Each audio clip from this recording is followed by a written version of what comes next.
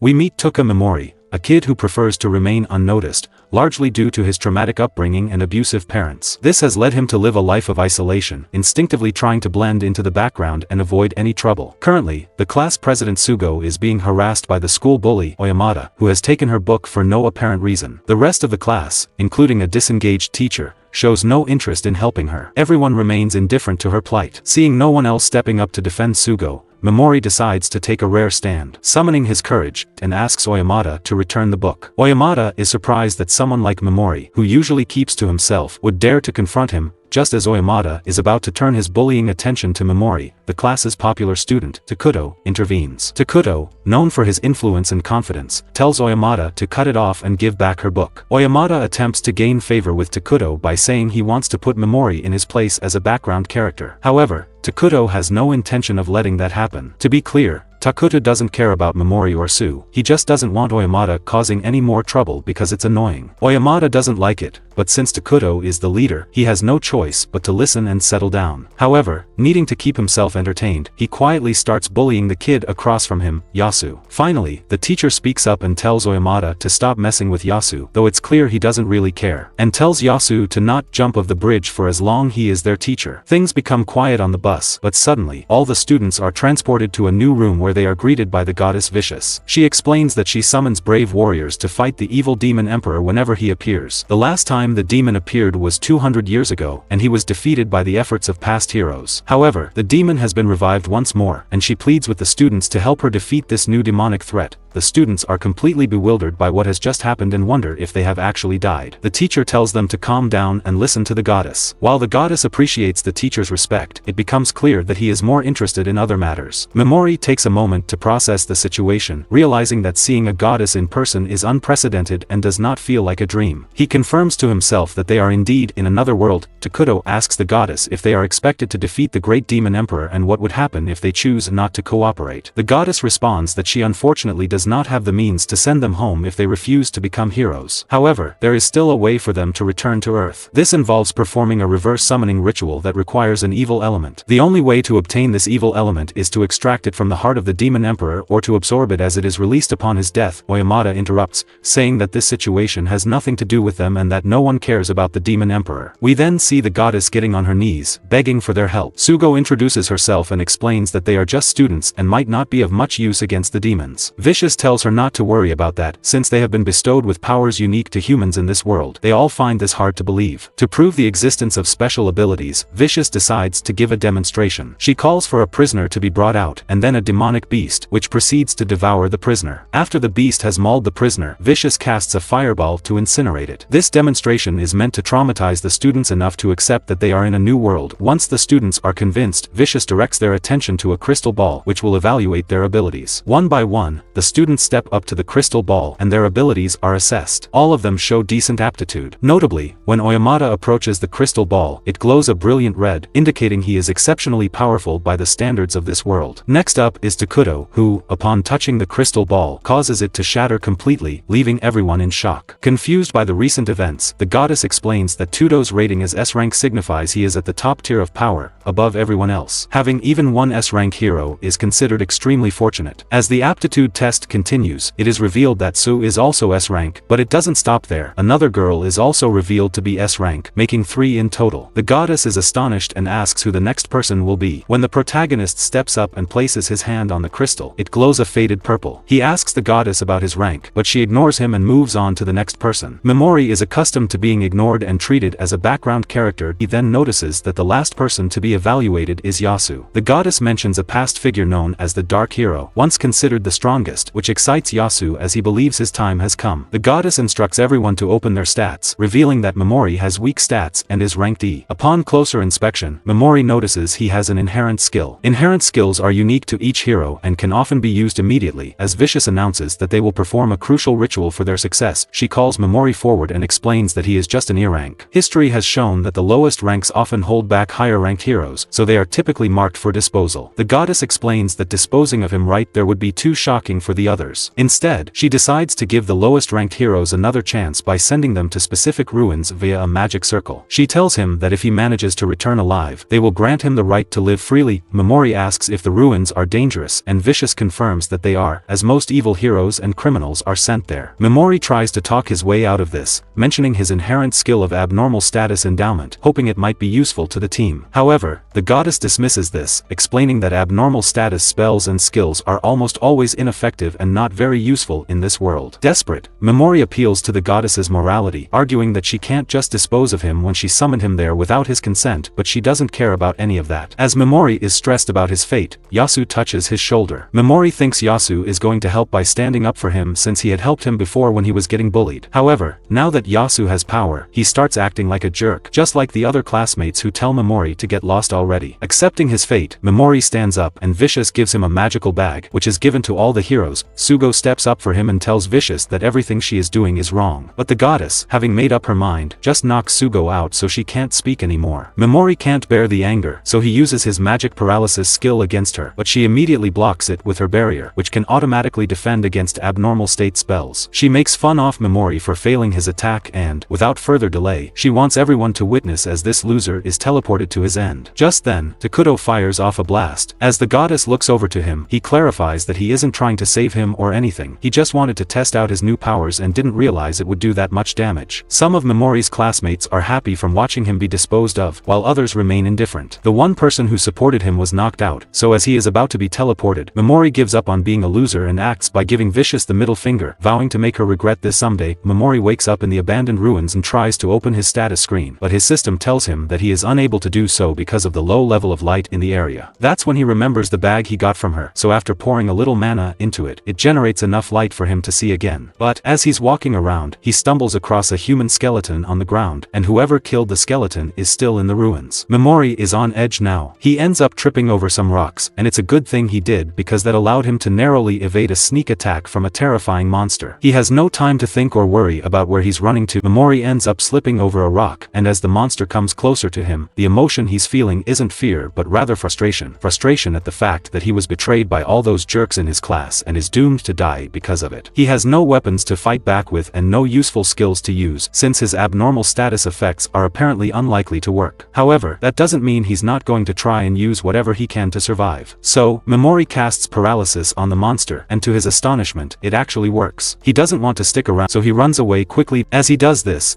he thinks to himself that the paralysis must have been a one-time fluke since Vicious said abnormal status effects have a low success rate. But in his haste to escape, Memori ends up running into another monster, which looks like a cross between a chicken and a roach. Whatever it is, it will kill him if he doesn't do something quickly. So Memori raises his hand and casts paralysis again, fully expecting it to fail, but miraculously it works again. Once could be a fluke, but 2 times in a row means his effect success rate is way higher than what the goddess had claimed. It's possible that Memori's status effects are different from the weak ones that are native to this world. Even if he can defend himself with his spells, it will do him no good if he ends up running out of mana to use them. He only has 1 mana point left, so he uses it to cast poison on the monster, and once he does this, the monster begins to slowly die. In addition to having a high success rate, Memori's spells also have a really long duration, so he can just sit back and wait for the monster to die. He now has 0 mana left, and he tries to use his status effects again. But still, he doesn't get much time to recover as the first monster has caught up to him. The paralysis effect he cast earlier must have worn off, but even if he has no mana left, no one will come to save him, so Memori is prepared to fight in order to survive. He attempts to paralyze the monster, but it fails as the same skill cannot be applied to a target in quick succession. Instead, he uses a sleep skill, causing the monster to collapse. Seeing no restriction on stacking effects, he then uses poison to finish it off. However, he is running low on mana, and continuing to use his skills will eventually deplete his stamina. Additionally, there are still many more monsters for him to face. Memori keeps on using paralyze effect on the monsters, and eventually he managed to stop all of them, but he's almost out of his mana too. Even more monsters keep on coming for him, but he doesn't have any choice but to keep using paralyze until he can't take it anymore. But after a little bit he reaches his limit, and as it looks like at the end for him, but luckily the system tells him he has leveled up, reaching level 258, and both his mana and stamina are replenished. He is confused what happened at first, but then he notices the dead monster and realizes he got experience by that, and as he continues to spam paralysis his skill skill level gets up, leading him to believe he can upgrade it. With his paralysis level reaching 2, he notices he can paralyze multiple monsters at once, and he paralyzes them and thinks that only the goddess isn't affected by his skills, since to all the monsters in the ruins it worked 100%. He then uses poison to finish them off, and his skill level reaches 2, and he realizes that all these monsters look like experience to him. Memori checks his status window and notices that his stats are significantly higher than when he first arrived, with his mana now exceeding 8,000. Mana is his lifeline in this dire situation. Taking a break, he sits down and waits for the poison to take effect. As the monsters die one by one, Memori's level continues to rise. By the time he reaches level 500, he feels confident that he can escape the ruins and prepares to deal with the remaining monsters. However, after the monsters see that he doesn't struggle to kill them, they start running away for their lives. Now that the area is safe, he takes a cloak and a blade from the ruins and then walks to find the exit. He comes across many monsters but manages to end them. He then realizes that he has no food and thinks he is going to starve, but he remembers the monsters he killed previously looked like chickens, so he goes back to them. He reaches for their eyes since their bodies are so hard, and when he tries to taste one, he immediately throws up, realizing their bodies are completely made of acid. He then lies on the floor without any strength left, but notices his special item changing color. He tries to put some mana into it. The bag suddenly gets heavy, and he sees that the bag has created food for him. He starts eating in a rush and saves some of it in case it doesn't produce any more. As days continue to pass inside the ruins, Memori has grown accustomed to committing mass monster genocide with his skills, but he starts worrying that he might be losing his humanity because of it. Back on Earth, after suffering abuse at the hands of his stepfather, Memori was on the verge of starting a murderous villainous path right then and there. However, before he could lose his sense of humanity, he was rescued by his aunt and uncle, who took him in and gave him a sense of normalcy. From them, he learned empathy and believed he had become a normal person like they were. But now, as he stares at the mountain of corpses beneath his feet, he feels nothing at all. There's no going back to who he was before, so Memori just accepts that he's a psychopath now and moves on. As he moves on, he comes across an eyeball monster, but he immediately manages to bring it down. As he continues forward, he comes across a door with a gemstone on it and decides to infuse it with his mana. When he steps inside, he finds 2 skeletons and realizes they must have chosen to face death together, perhaps also victims of the evil goddess's disposal. He examines their belongings and finds a bag filled with gemstones. He apologizes to the skeletons for taking their gemstones with him in the surface. As he explores other rooms, he comes across one that requires a large amount of mana to open. Inside, he finds a skeleton and a note beside it. The note reveals that the skeleton belonged to Anglin, the great sage and former hero of darkness, the same one Vicious mentioned as the strongest of them all. In the letter, Anglin explains that he was forcibly brought down there by Vicious because she no longer needed him. Though he was powerful enough to survive this long, he couldn't escape, so he left a message to help whoever might make it this far. Vicious may have claimed the demon lord was evil, but in Memori's eyes, she is just as bad. Though Memori is not much better, as his only goal is to get revenge on her, even if it means destroying the world. He loots Anglin's corpse. Memori finds a book of forbidden arts filled with recipes for medicine and instructions for magic tools that could be useful later, so he decides to keep it. He also discovers a scroll of forbidden magic, though he doesn't understand what it says. However, considering that a great sage like Anglin kept it hidden until his last moments, it must be incredibly powerful, perhaps even strong enough to help Memori eventually defeat the goddess if he can ever decipher it. With this in mind, Memori is almost ready to leave. He takes his clock because his is ugly. As he glances at his book again, he notices a warning in it that cautions about a creature called the Soul Eater, the very beast responsible for killing everyone in the ruins. Memori continues navigating through the ruins until he comes across a door that he believes might lead to the surface. He then realizes that if the door is there, the Soul Eater must be close by as well. Checking his stats, Memori feels confident that his high level, gained from defeating numerous monsters, should be enough to take on the Soul Eater. Eventually, Memori encounters a horrifying face that he assumes belongs to the Soul Eater. As he attempts to use his paralysis skill, the moment he steps out of cover, the Soul Eater shoots a laser, striking his hand. This is the first time anything has been able to interrupt his paralysis ability. He also realizes that the gemstone on the creature's forehead is the key to escaping. To activate his skill, Memori needs to speak it aloud and be within a certain range, but none of that will matter if the Soul Eater can attack him before he finishes casting the spell. As Memori is still trying to figure out his next move, the Soul Eater bursts through the wall and heads straight for him, forcing Memori into a fight. Meanwhile, outside the ruins, a girl is fleeing from her pursuers and unwittingly hides nearby. Completely unaware of the intense battle happening inside, the Soul Eater approaches Memori. He's puzzled as to why it hasn't fired its lasers yet. His question is answered when the Soul Eater spits out purple goo that takes the form of humans. These are the souls of the people the Soul Eater has previously killed, and they are now being forced to attack Memori. Though he paralyzes them, he hesitates to use poison because they were once human, even though they've become monstrous. The Soul Eater seems to enjoy watching Memori struggle, knowing that his moral hesitation will prevent him from attacking the souls and that Memori Memori can't strike the Soul Eater directly without it responding too quickly. Memori begins to cry, saying he doesn't want to harm others, and his aura weakens with each tear. The Soul Eater takes pleasure in his apparent breakdown, but it's all a ruse. Memori seizes the opportunity to paralyze the Soul Eater, knowing he couldn't have done so without first lulling it into a false sense of security. Now that the Soul Eater is immobilized, Memori abandons any concern for the souls. Despite his attempts to live a law-abiding life, the reality is that these soul puppets were trying to kill him. Without hesitation, he poisons them. The Soul Eater struggles to move, frustrated at being defeated by Memori, revealing that powerful monsters can attempt to resist his paralysis, but doing so causes them additional harm. However, Memori doesn't want to waste any more time, so he casts poison on the Soul Eater, ultimately destroying it. Once it's gone, the souls it had consumed are freed. They appear before Memori to thank him for releasing them, expressing no resentment about him taking their belongings. Among them, Angan, one of the souls, makes a single request. He asks Memori to defeat the goddess and avenge them all. The souls of the dead then pass on, and although Memori usually wouldn't accept such a request without some form of payment, he was already planning to take her down anyway. With the final monster defeated, Memori can now open the door and start his quest for revenge on the surface. Meanwhile, his classmates remain busy hunting to level up.